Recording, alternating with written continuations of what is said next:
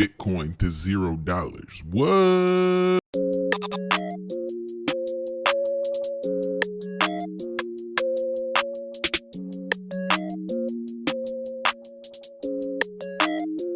What's going on, stackers? Welcome back to the channel. Today we have some news on Bitcoin, an interesting outlook, but today I want to start it off with SHA-256. What is SHA-256?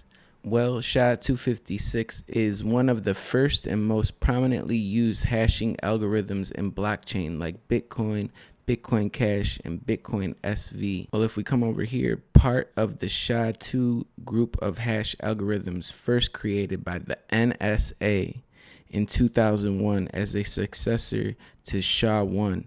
SHA-256 is a patented cryptographic hash function. The patent for SHA-256 algorithm was filed by the NSA on March 5th, 2001, listing Glenn M. Lilly as the inventor. So I've thought this for some years now, that Bitcoin is just the lure to lure everybody into the digital currency. The elite want a one world government, one world currency, and one world religion. So all the stories about people making millions and millions of dollars off of Bitcoin, that's just the lure to get us all in. Now, am I mad about it? No. My goal is to make as much money as I can, extract the wealth, and then go off grid. I gotta get away from all these crazy elites. You feel me? But anyways, I thought that was super interesting that the NSA is actually the one that created the algorithm that Bitcoin's running on. And now here we go. Here is the most interesting outlook on Bitcoin. I'm gonna let the homie from Valuetainment explain it to you.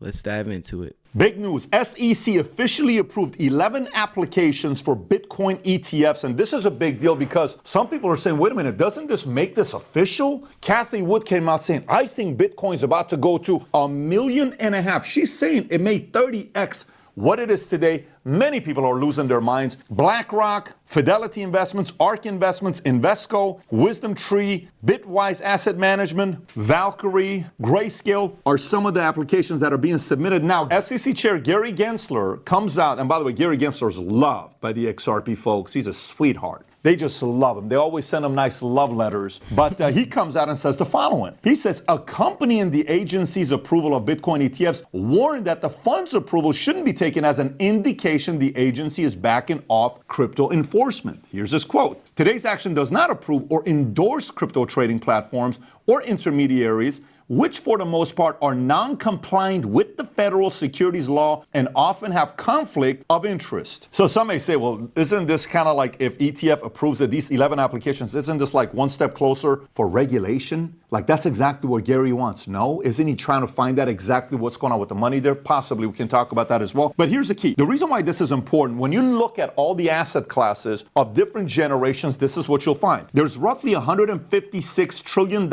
in U.S. assets, and you can see the dark green to the left is boomers. Half of it boomers have. Gen X has 30% of it. Silent generation has 12% of it. And millennials have 8.5% of it. But on the baby boomer side, look at equities and mutual funds. How big is that? $19 trillion. Can you imagine now these companies reaching out to these boomer clients and saying, hey, you got all this money. How about we take some of your $19 trillion and put a small percentage of it in ETF? What could that do to the Bitcoin ETF? Who knows? But we're going to talk about all of that today. If you're watching this, you're like, Pat, the last thing you said is $19 trillion of the boomers' assets. If they take a small percentage of it, what could that do to Bitcoin? Because currently Bitcoin's market cap is only around $800 billion. So when Cathie Wood says 30x, that means 800 billion would be what? $24 trillion? Maybe that's kind of crazy by 2030. I'll give you Elon Musk's prediction at the end as well. But could the 800 billion go to 8 trillion? That's 10x. Could that happen? Maybe. That's something to think about. And have people already started putting money into the ETFs? They have. Here's what it's looking like. On their initial trading day Thursday, Bitcoin ETFs recorded inflows exceeding $4.3 billion, establishing an unprecedented milestone for exchange-traded funds. Products BlackRock Inc.'s iShare Bitcoin Trust ETF attracted over $1 billion, and Grayscale's Bitcoin Trust experienced inflows surpassing $2 billion.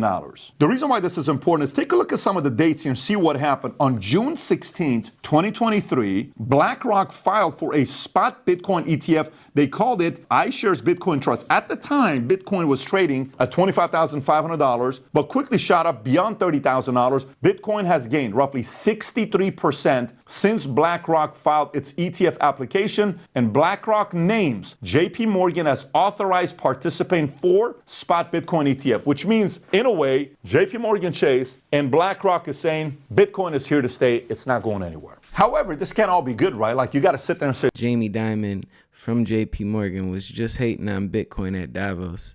I think that's very funny that he's authorized participant. there's got to be something bad about this. Does it hurt any aspect of Bitcoin? Here's what Arthur Hayes had to say. He's the co-founder of BitMEXC. He says BlackRock will completely destroy Bitcoin. Now, why is that? Based on their direct and indirect investment, it is estimated that BlackRock, State Street, and Vanguard collectively own 1% and 2% of all Bitcoin in circulation. Hayes' argument is that if BlackRock, which is in the asset accumulation game, vacuums up all the Bitcoin, there will be no more Bitcoin transactions, and those who secure the Bitcoin network in return for fees and newly minted Bitcoin, known as miners, would be unable to afford the energy it costs to secure the network. As a result, they would shut off their machines. Without the miners, the network dies and Bitcoin vanishes. So now, why is he saying this? What's the big deal with miners? Like, what do you mean if they don't do anything with it? Are miners that important? Look how much Bitcoin devours electricity, more than many countries out there. When you look at this chart at the top, you'll see annual electricity consumption in comparison.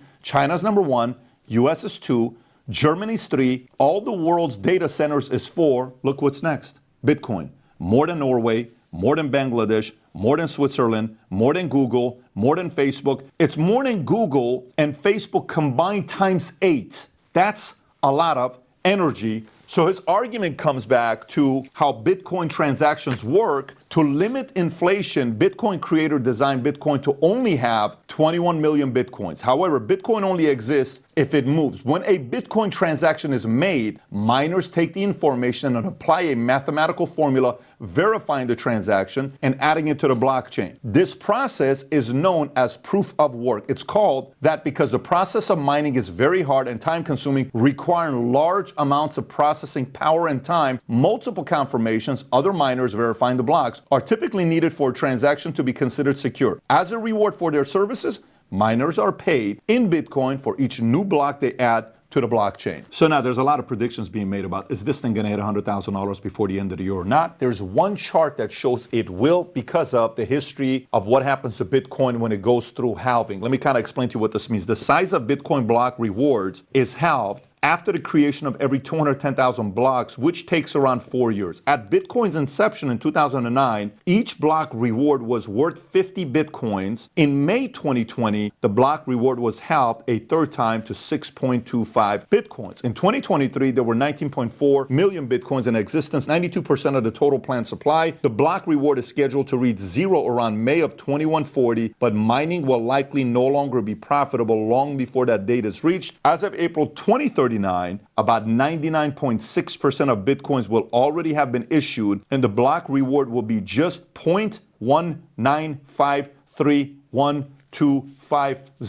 Bitcoins. So when you look at this chart, this is what you'll notice. First halving that took place November 28, 2012, Bitcoin was roughly $12.22. Now, 4 years later, July 9th of 2016, Bitcoin at the time, that's the second halving, it was priced at $657.61. Then go back 4 years later, which is May of 2020, third halving, Bitcoin was worth $9,500. And then this year, the date they're looking at that's going to halve again is April 22nd of 2024. Nobody knows what number it's exactly going to be at, but everyone's guesstimating that number is going to be higher, and that's why some people are speculating Bitcoin's going to hit $100,000 this year. And by the way, remember, this is all just hypotheticals, what we're talking about. I don't want you to get off this thing here and go buy Bitcoin and say, well, you know, according to this video that Pat did, Bitcoin's going to go. No. I'm just giving you data and trends for you to consider. Yes, Elon Musk says it's going to go to $1 million.